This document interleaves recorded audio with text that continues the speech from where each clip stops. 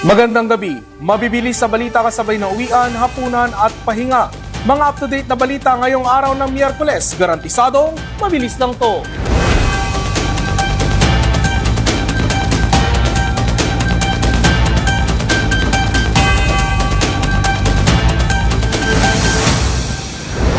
Tinanggihan ng Supreme Court ang petisyon ni Senator Bato de la Rosa para sa temporary restraining order at status quo anti-order para pigilan sana sa posibleng pag-aresto kaugnay ng warrant mula sa International Criminal Court. Dahil dito, maituturing ng pugante si de la Rosa ayon sa Malacanang. Ang detalye sa mabilis sa balitang hatid ni Michelle Guillan.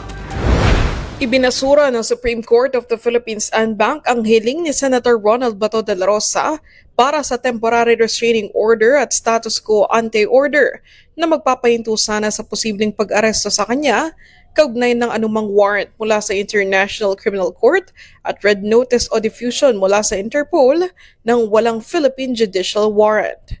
Sa botong 951, sinabi ng Korte Suprema na ang desisyon ay tumutukoy lamang sa hininging interim relief habang nananatiling nakabinbi ng pagresolba sa mga pangunahing isyong legal sa kaso. Inaasahang lalabas sa May 25 ang buong resolusyon at magkakahiwalay na opinyon ng mga maestrado. May pending warrant of arrest laban kay De La Rosa ang ICC bilang co-perpetrator sa kaso ni dating Pangulong Rodrigo Duterte na crimes against humanity na may kaugnayan sa war on drugs ng kanyang administrasyon.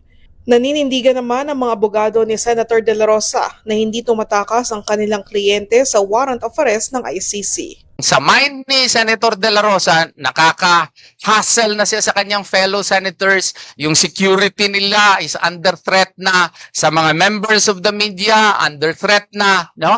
At madadamay pa sila, kaya hindi siya nagtatago. He is just asserting his right that he should be treated as a Filipino kasi nakakalungkot na kung dito sa Pilipinas may kaso ka, dadaan ka sa due process requirement, kung international warrant of arrest hindi na magdaan ng due process requirement. Git pa nila dahil may intensyon na ikulong si De La Rosa, nararapat itong dumaan sa local court, lalo't may sariling judicial system ang bansa.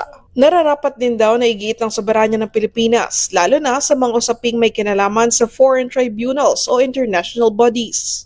So kahit saan pong larangan nila dalhin ang kanilang argumento, hanggang ngayon nananatili po ang aming paninindigan that there is no lawful basis for the arrest of General Bato. Dahil sa desisyon ng SC, sinabi ng palasyo na maituturing ng pugante si De La Rosa. Sa ngayon, masasabi po natin na ang warrant of arrest ay valid laban dito kay Senator Bato de la Rosa. At ang lahat ng maaaring interpretasyon at evaluation na sabing resolution ng Supreme Court ay ibabato po natin kay Secretary Frederick Bida. Yan din po ang pananaw ng OSG na siya po ay kinukonsidera na fugitive.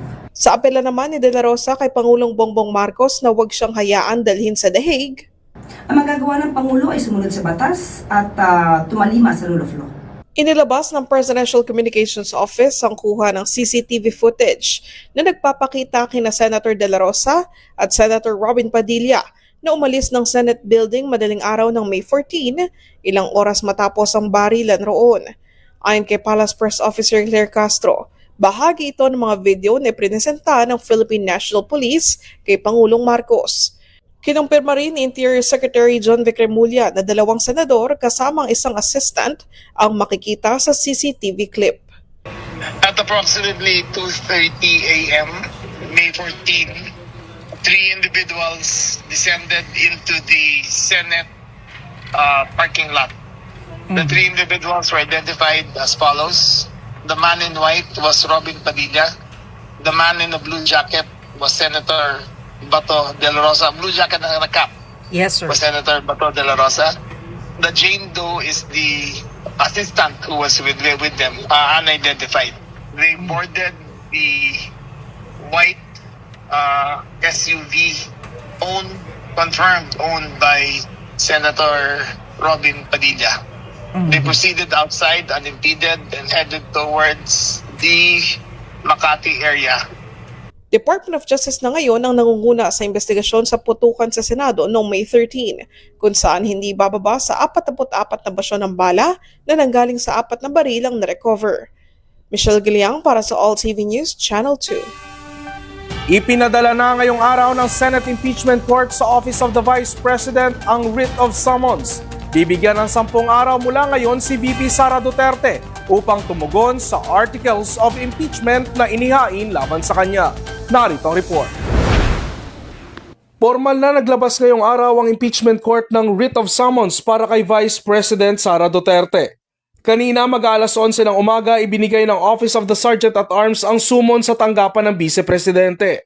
Kinumpirma ito ng Office of the Vice President na natanggap na nga nila ang writ of summons. Sa ilalim nito mayroong 10 araw ang kampo ng Vice para magsumite ng formal na tugon sa articles of impeachment na inihain laban sa kanya.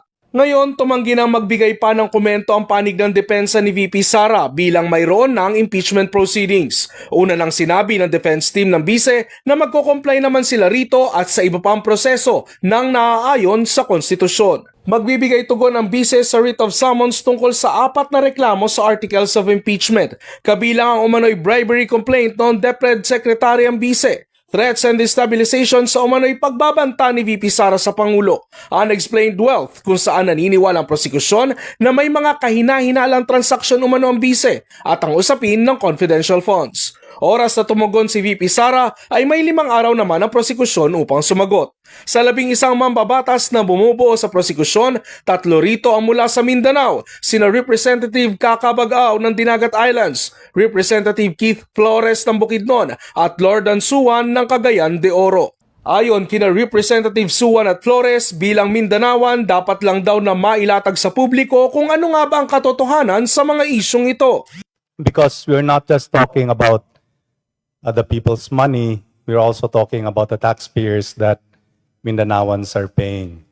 And I believe that no region, whether it is Luzon, Visayas, or Mindanao, no family, no official should be elevated above the Constitution or even above the investigations of the COA. And we are not here to go against or to move against or for any person. We are here for the process.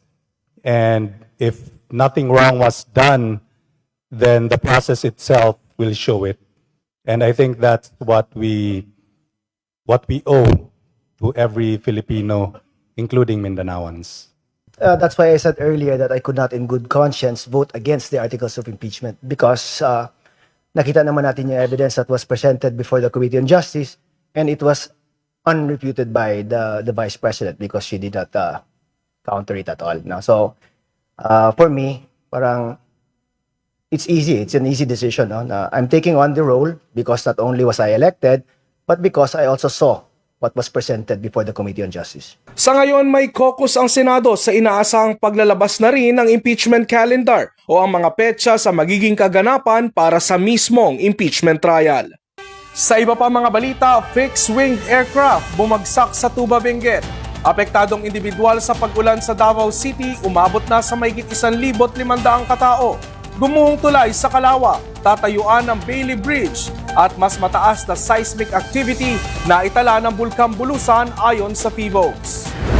2 individual ang natagpo ang walang malay matapos bumagsak ang sinasakyan nilang government aircraft na may Philippine Air Force logo at may tail number 1039 sa ikinasang Research, Rescue and Retrieval Operations ng PNP, BFP at Tuba MDRRMO ngayong araw. Bumagsak ang eroplano sa masukal na bahagi ng Sitio Kabuyaw, Poblasyon Tuba, Benguet, bandang 10:20 ng umaga.